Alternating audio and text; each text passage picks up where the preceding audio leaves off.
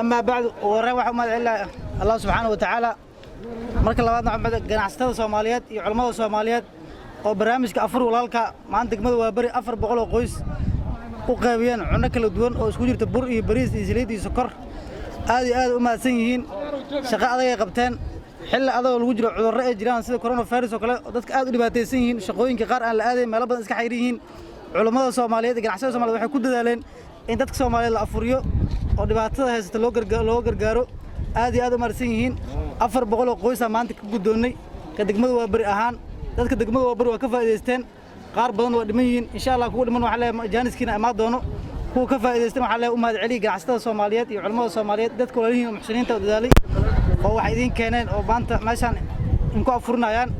aad u mahadsan yihiin culimada Soomaaliyeed oo Sheekh Bashiir iyo Sheekh Ali Wajiis hadda nagala joogan aad u mahadsan yihiin oo ku soo dhaweynaa waa mahadsantiin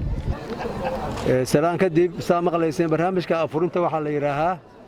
أفوري ورالك أي اللي يراها وحصوا أبابولي أنا صدق أي علماء أيوة كجوابها هي قلت كجاي مد حق ما حضرك إن ذلك بيشان لو جرمده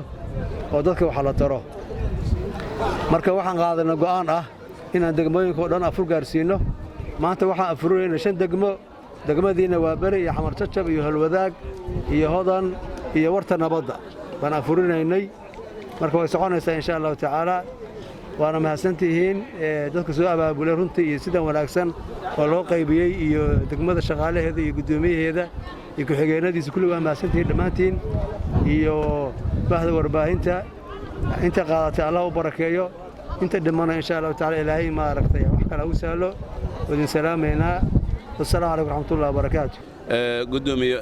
لبدا قدومي ومحسنين هي دمان كحجانيسا هي قربيسا قدوميها وحوي مشروعان وحو كسو maxday runtii oo noogu yeeray anaga awalba shaqadeena ay ahayd anaga iyo ganacsatada inaan arimaha bulshada ka shaqeyno hadana madaxda qaranka madaxweyne Maxamed Cabdullaahi Farmaajo iyo ra'iisul wasaare Xasan Cali Khayre ayaa runtii soo jeediyay in shacabka ay isgargaaraan dhexdooda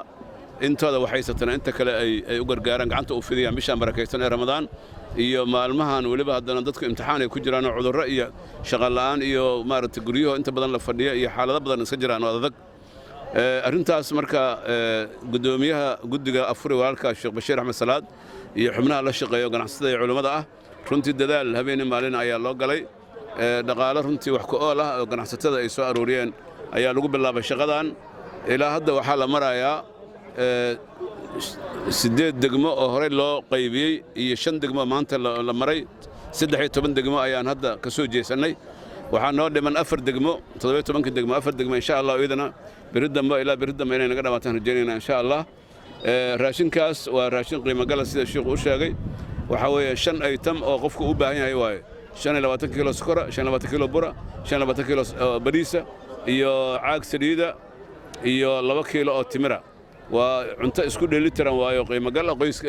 qoysaska loogu talagalay marka inay intaas oo maartay ilaa 10 kun oo qoys ku dhawaad magaalada Muqdisho inay helaan insha Allah bisha Ramadaan dhexdeeda aad bay u mahadsan yihiin dadka la baxay iyo dadka soo shaqeeyayba waxaan si gaar ah ugu mahad celinaynaa gudoomiyaha degmada Waaberi oo runtii maanta na tusay asaga iyo rag la shaqeeya ku xigaanadiisa